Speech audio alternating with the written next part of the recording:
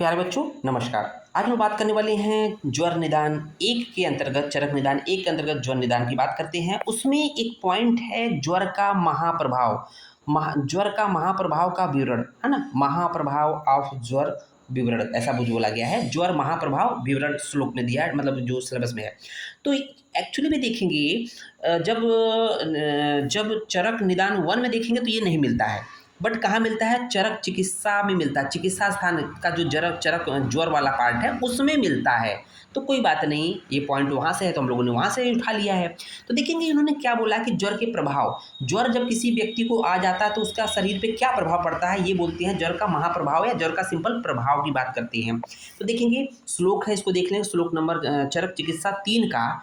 चरक चिकित्सा 3 क्यों? क्योंकि 1 नहीं है, क्योंकि वहाँ पर पहला रसायन प्रकरण है, दूसरा बाजी प्रकरण है, तीसरा ज्वर चिकित्सा है। ठीक है ना, तीसरा ज्वर चिकित्सा होती है, उसका श्लोक नंबर 26 है। देखेंगे कि संताप स अरुचि तृष्णा सा अंगमर्दो हृदय व्यथा ज्वर प्रभावो।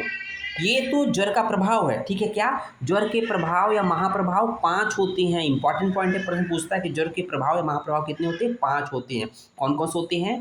संताप, शरीर में ताप का बढ़ा होना, दैट इज कॉल्ड संताप। दूसरा है भोजन के प्रति अरुचि, अरुचि अर्थात भोजन के प्रति अरुचि, भोजन खाने की इच्छा न होना। ठीक है ना। तीसरा है तृष्णा अर्थात प्यास की अधिकता, बहुत ज़्यादा प्यास लगेगी। नेक्स्ट है अंगमर्द, शरीर के अंगों में वेदना का होना। और नेक्स्ट है हृदय व्यथा, तो हृदय में पीड़ा। हृदय में पीड़ा का मतलब क्या होता है कि यहाँ पल्पिटेशन होता है, हृदय की धड़कन का बढ़ना। तो आप देखते हो कि जब टेम्परेचर जैसे जैसे फीवर आता है तो उसके अकॉर्डिंग टेम्परेचर जो एक तरह से पल्स रेट है वो बढ़ जाता है, दैट इज कॉल्ड पल्पिटेशन हो जाना, हृदय की धड़कन बढ़ना, मतलब घबराहट होना। तो ये तो है, ये तो 5 आपके ज्वर के महाप्रभाव हैं या प्रभाव ये कह सकते हैं। उसके साथ साथ इसके बारे में क्या बोला गया? जन्म आदो निधने च महत्तम। इसका मतलब क्या है कि जन्म आदो निधने च महत्तम, तो क्या होता है? जन्म के आरंभ काल में तथा मृत्यु के समय। जन्म के आरंभ काल मतलब जब जन्म होता है या मृत्यु होता है तो भी ज्वर मनुष्य के शरीर में पड़ा रहता है। तो जन्म के आरंभ काल में था, मृत्यु के समय ज्वर का महत्तम प्रकट होता है।